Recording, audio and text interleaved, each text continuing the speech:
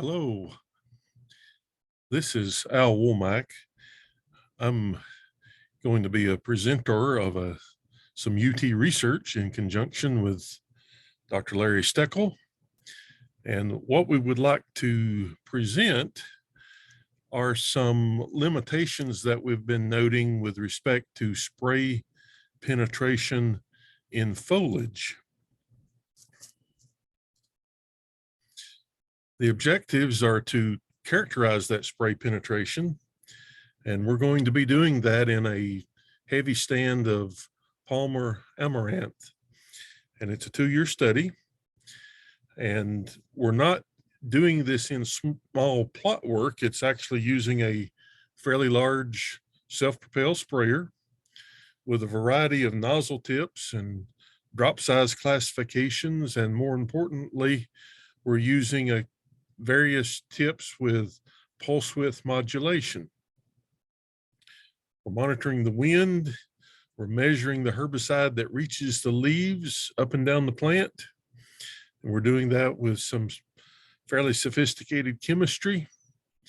And we're looking at water sensitive paper to look at to quantify the deposits also up and down the plant.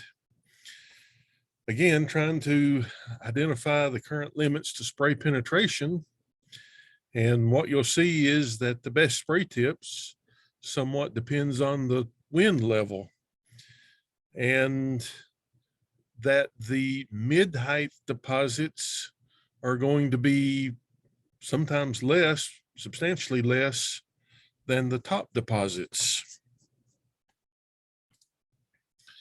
We are working with Palmer, and you can see from the picture in the upper left the openness of the canopy. It's 14 to 16 inches tall.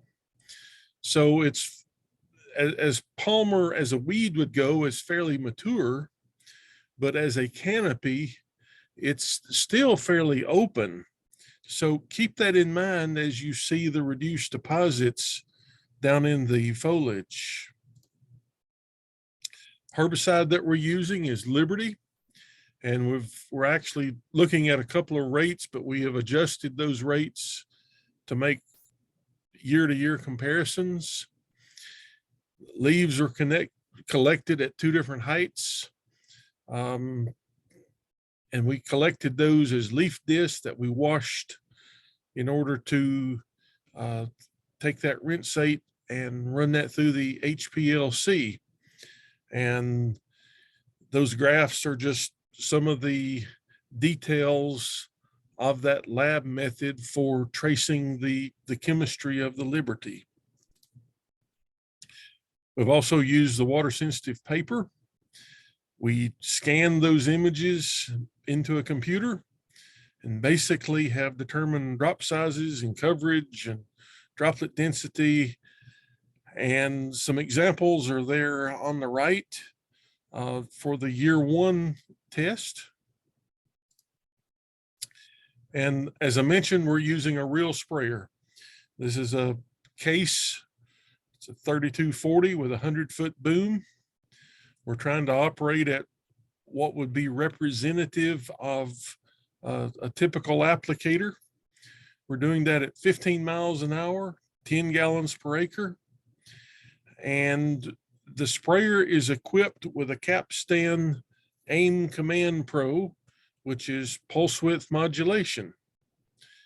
And the way we're doing this across that 100-foot of boom, we have groups of spray nozzles that are our treatments. The way those nozzles are set up, in some cases, we have multiple nozzles at a given location. And again, we're trying to reduce spray drift. In other words, we're tending to look at coarser droplet sizes. And we're also looking at these nozzles that are stacked beside one another to serve as shielding and droplet entrainment in order to get the spray down into the canopy. Just as an example, pulse width modulation, we're anywhere from 50 to 67% duty cycle. And there are tips that we operated constant. In other words, you'll see a combination of those. Tips are going to be generally a pre-orifice type. Year one spray tips. First two treatments are pulse width modulation. First treatment has 2 tips. The second tip on that treatment one is constant. In other words, it's not pulse width modulated. And the flow rate there is about 2 to 1 in terms of the extremely coarse has the larger flow, and trying to entrain that finer spray to get it down into the canopy. Treatment 2 is basically that same treatment minus the fine tip. Treatment 3 is going to be a Y adapter pulse width modulation, as shown in the lower photo there. Extremely coarse and coarse tips. And then the last 2 in the year one are air induction tips, starting with very coarse and then ending up with ultra coarse. And of course, those are constant since it's not recommended to operate air induction tips with pulse width modulation. Second year tips, we actually expanded it to 7 treatments. We still have the treatment 1 with the extremely coarse pulse width modulated and constant fine. And we added a second treatment almost the same, except instead of the constant being fine, it's coarse. And then we've got pulse width modulation ultra coarse and fine, and pulse width modulation ultra coarse and coarse. So treatments 3 and 4 is kind of a mirror image of 1 and 2, except the pulse width modulation is a coarser tip. Treatment 5 is going to be all constant, no pulse width modulation, a very coarse and fine. And 6 will be the Y adapter, extremely coarse and coarse. And then 7 is air induction, very coarse.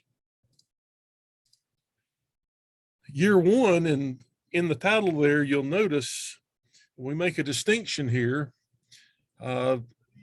It was somewhat windy, from 7 to 9 miles an hour ambient wind in the field.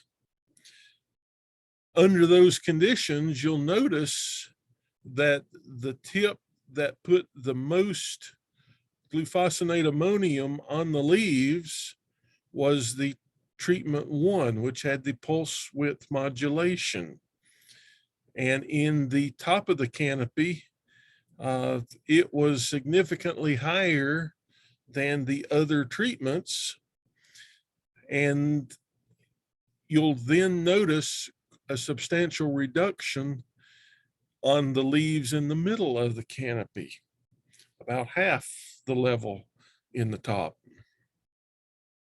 At this point, you'll see that the overall mean, as we go down the list towards the air induction, was about half of that.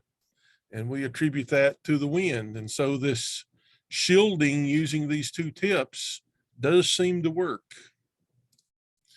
Second year, another extreme with wind, basically no wind. And you'll see that the results favor some other tips. In terms of overall means, we're down into the constant, either very coarse and fine, treatment 5, or the treatment 6 Y adapter with the pulse width modulation. In terms of deposit in the top of the canopy, again, treatment 5 is the winner there. In terms of putting the spray to the middle part of the canopy, treatment 6 is the winner there. And you'll see that the relative level of deposit of the air induction came up relative, in this case, say compared to treatment 1. In terms of water sensitive paper, WSP, you'll see similar rankings. This is for the first year and high wind. Again, the treatment 1 pulse width modulation in the top of the canopy was the winner. And in terms of putting that down in the canopy, the Y adapter pulse width modulation came out on top there. The second number in those columns are the spots per square centimeter. Just glancing at those, you'll have a feel that, you know, you're in the teens and 20s and sometimes 30s, with the exception of treatment 1 in top, which was close to 60.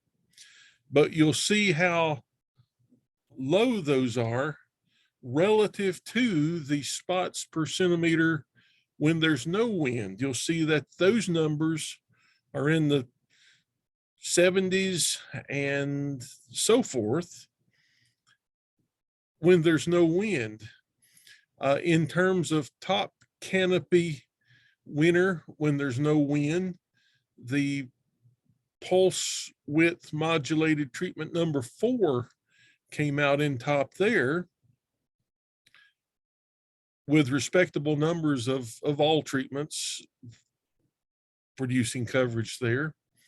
In terms of coverage in the middle of the canopy, that treatment 4, the pulse width modulation ultra coarse and coarse, still did a good job and still had a fairly high number of spots per square centimeter. And just to look at some Palmer control, for instance, these are the 7 treatments in the second year. It's interesting to note that in virtually zero wind, that the Y adapter and the air induction had the highest numbers 7 days after the treatment, and similarly the highest numbers, i.e. treatment 6 and 7, 12 days after treatment. So we do see some differences in Palmer control, and that has to do with both the quantity of spray as well as the spots per square centimeter and so forth.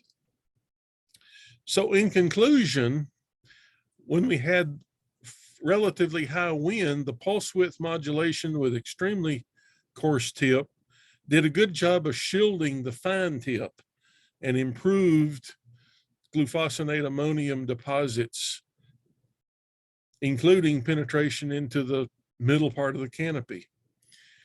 With little wind, a constant, very coarse tip and constant fine tip, treatment 5, and the Y adapter pulse width modulation with extremely coarse and coarse had the greatest liberty deposits, especially in the middle of the canopy. Many spray treatments had reduced medium canopy penetration. One of the messages we're trying to get across here is the amount of deposit tends to decrease the deeper you go into the canopy. And for all practical purposes, the canopy we were spraying, as you saw in those first pictures of Palmer, were relatively wide open. Wind greatly reduced the water sensitive paper coverage and spot density, including the middle canopy penetration. The air induction tip, treatment 7, and the Y adapter pulse width modulation, treatment 6, produced the highest Palmer control when we had a light wind environment.